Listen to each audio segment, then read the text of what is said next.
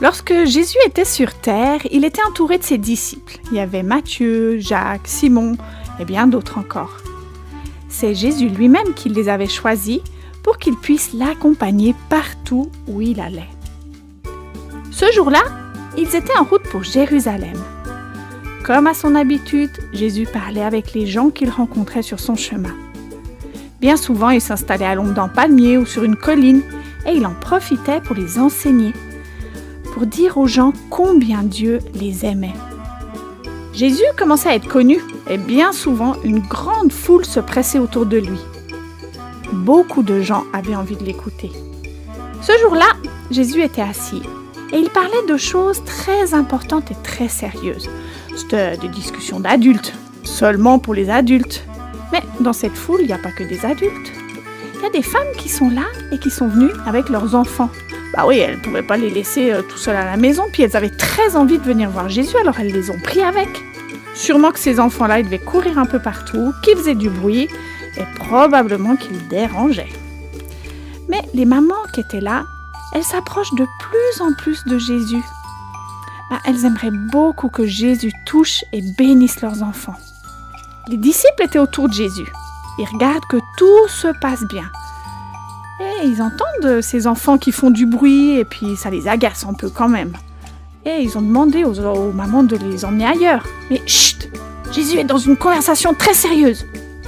Il ne peut pas prendre du temps pour vous ou pour vos enfants. Il n'est pas là pour toucher les enfants, il parle. Mais allez plus loin. Mais qu'est-ce que j'entends? C'était Jésus qui s'était retourné et qui n'était pas très content de voir que les disciples repoussent les enfants. Laissez venir ces enfants jusqu'à moi. J'ai du temps pour eux. Mes discussions peuvent attendre. Ces enfants sont très importants et je les aime tellement. Quelle joie de les voir parmi nous. Jésus les a pris sur ses genoux. Il les a bénis. Moi, je suis sûre qu'il les a chatouillés parce que les enfants, ils aiment les chatouilles. Et Jésus, il aime entendre rire les enfants. Encore aujourd'hui.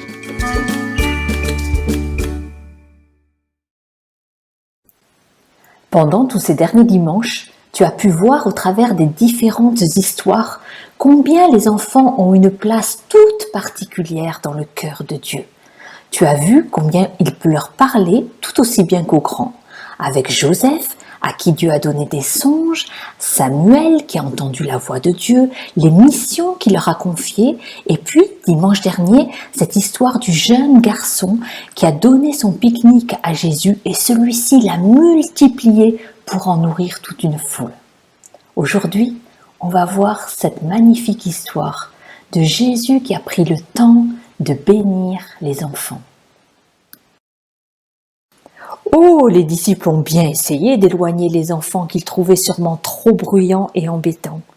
Mais hors de question pour Jésus qui les a entendus. Cela l'a même indigné. Jésus avait le temps pour chacun. Il a pris du temps pour les enfants et leur maman. Il les a pris dans ses bras. Il a posé ses mains sur chacun d'eux et les a bénis. Ça, c'est le cœur plein d'amour de Jésus. Il a du temps pour chacun. Et il aime autant les petits que les grands. Et sais-tu que Jésus veut te bénir à toi aussi? Les mains de Jésus ont béni les enfants, mais pas seulement. Elles ont aussi sauvé, guéri, relevé, aidé. Et je te propose que l'on élargisse un peu à ce qu'elles ont fait au travers de quelques exemples que tu pourras relire aujourd'hui ou dans la semaine avec tes parents. Jésus a utilisé ses mains, par exemple, pour faire beaucoup de miracles et de guérisons. Il a guéri les yeux de l'aveugle, mais il a aussi sauvé Pierre qui s'enfonçait dans l'eau alors que c'était la tempête. Il a aussi pris les mains de la fille de Jaïrus qui venait de mourir et elle est revenue à la vie. Les mains de Jésus ont aussi été percées par les clous, par amour pour toi comme pour moi. Et puis sais-tu que si tu as donné ta vie à Jésus, tu es gravé sur les paumes de ses mains? Ce sont quelques exemples de ce que Jésus a fait avec ses mains. Et peut-être pourrais-tu en trouver d'autres? Et nos mains, comme celles de Jésus, elles peuvent aussi bénir l'autre. Elles peuvent accueillir, elles peuvent aider, peut-être ton papa ou ta maman, ton petit frère ou ta petite sœur. Elles peuvent construire avec l'autre, elles peuvent applaudir pour encourager, elles peuvent louer Dieu. Mais elles peuvent faire aussi des choses beaucoup moins belles comme tu as vu dans certaines de ces images. Et ce serait bien dommage.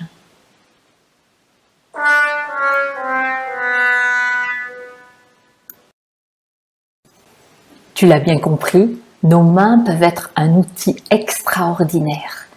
Alors je te propose un petit travail pratique et de réflexion. Dessine le contour de tes mains et inscris sur chaque doigt une idée de ce que tes mains pourraient faire pour faire plaisir à Jésus. Et je t'invite à le mettre en pratique dès cette semaine. Bon dimanche et à la semaine prochaine.